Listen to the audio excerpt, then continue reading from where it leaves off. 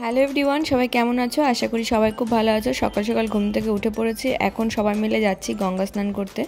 তো পৌঁছে গেলাম দোকানে। দোকান থেকে পুজোর জন্য কিছু জিনিস কিনে নিলাম, যেটা বাড়ি থেকে আনতে সবাই ভুলে গেছিলো।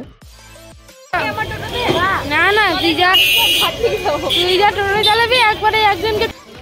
এই যে আমরা পৌঁছে গেছি। এখন মানিকচক ঘাট। অনেকদিন আগে এসেছিলাম, আবার এতদিন পরে তোমাদেরকে দেখাচ্ছি। দারুণ লাগছে সমুদ্র। ওই যে লঞ্চ, ওয়াও দারুণ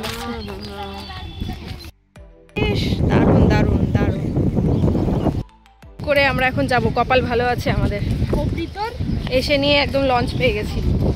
আর এখান থেকে কিন্তু লঞ্চের টিকিটটা আগে কেটে তারপর লঞ্চে উঠতে হবে। সুন্দর লাগছে না?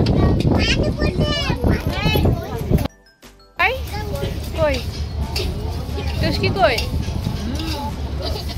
কেমন লাগছে বাবাই লঞ্চে উঠে? ভালো লাগছে? টুস্কি তোমার ভালো লাগছে? এখনো ছাড়েনি লঞ্চটা, তাই? মানে এইখানে ফার্স্ট টাইম। কটা বাজে এখন? ঠেলাঠেলি করিস না, আমি একদম গঙ্গায়। কটা বাজছে ওটাই বলছি, দাঁড়াও। 10টা বাজে, এখনো লঞ্চ ছাড়েনি। আমরা এখন যে যার মতো বসে পড়েছি। তোমাদেরকে জাস্ট বাইরের ভিউটা দেখাচ্ছি, অসাধারণ লাগছে দেখতে। স্পিডে আসছে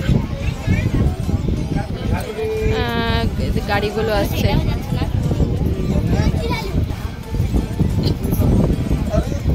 পুরো হাওয়ায় দেখ, জলের স্রোতটা দেখ।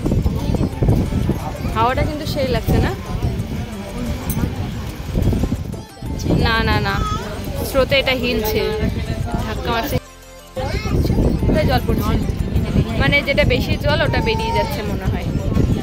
আমি ভুলে গেছিলাম, আমি তো লঞ্চে চড়েছিলাম মায়াপুরে যখন গেছিলাম, তখন চড়েছিলাম। এটা সেকেন্ড টাইম। মানে এই রাস্তায় মানিকচকের ঘাটে আর মানে আগে কখনো উঠিনি, এই প্রথম উঠলাম।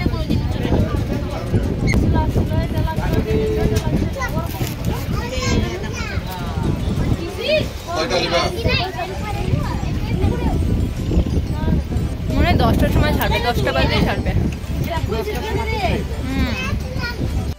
এগুলো পার হচ্ছে, লঞ্চে এসেছিল।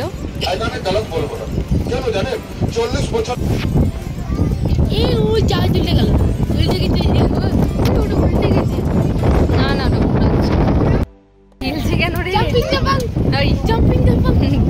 উল্টাবি না, তখন বুঝবি। ট্রাকগুলো উঠাচ্ছে, ওই জন্য হিলছে। কখন ছাড়বে রে? 10:30 বেজে যাচ্ছে। এটাতে মনে হয় মাছ ধরতে যাচ্ছে। এই যে বাপরে, কত সাহস, কত ছোট। এই দেখুন, জুম করে দেখাচ্ছি। তো উঠলে তো জানটাই শুকিয়ে যাবে আমার। এতক্ষণ ওয়েট করে থাকার পরে ফাইনালি লঞ্চ ছেড়ে দিয়েছে। এখন আমরা যাচ্ছি ওই পারে।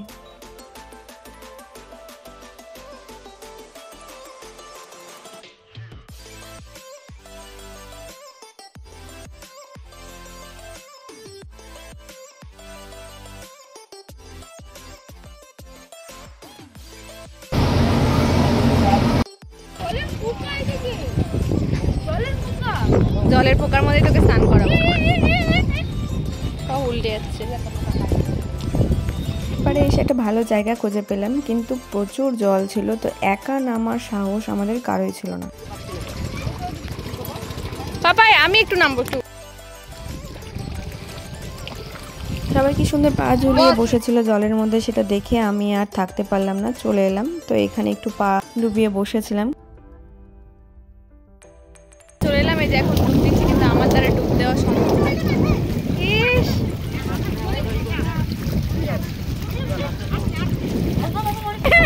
ভয় পাচ্ছে।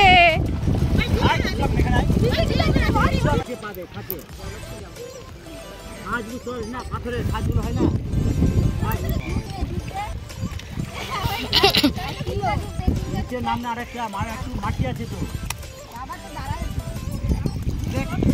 মাটি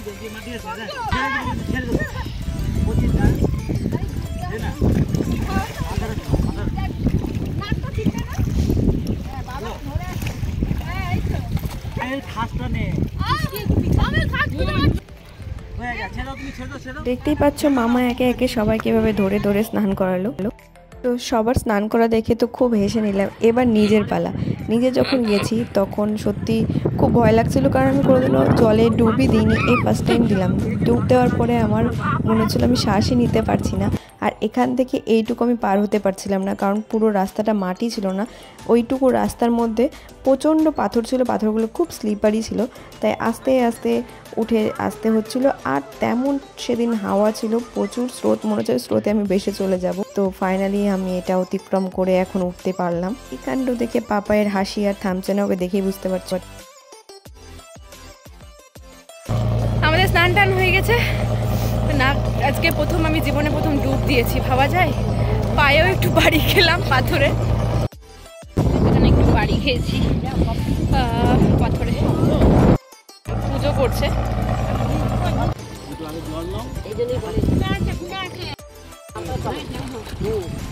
টাকা আমার দিকে যা পাপাই, তুই দিয়ে দে একবারে। তিনজনকে পড়া, এনে ফুল আইতে ফুল জল দিবি না, নাম আই মো নাম দেখি ওয়ারে না দিতি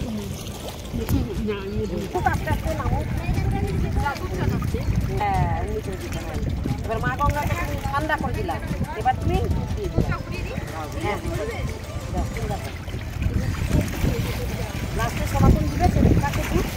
সব হয়ে যাওয়ার পরে আমাদের খুব খিদে পেয়েছিল, ওখানে আমরা খাওয়া দাওয়া করে আবার লঞ্চে উঠে গেলাম। লঞ্চে উঠে এখন আমরা চলে যাব বাড়ি। এরপর আমরা একটা অটো রিজার্ভ করে নিয়েছিলাম, কারণ বাসে অনেক ভিড় ছিল আর অনেক লেটও হয়ে যাচ্ছিল, আর অটোতে বেশ খোলামেলা হাওয়াটাও ভালো লাগছিল। তো চলো আজকের ব্লগটা এখানে শেষ করছি। ব্লগটা ভালো লাগলে লাইক কমেন্ট করে দিও। সবাই ভালো থেকো, সুস্থ থেকো। আজকের জন্য টাটা।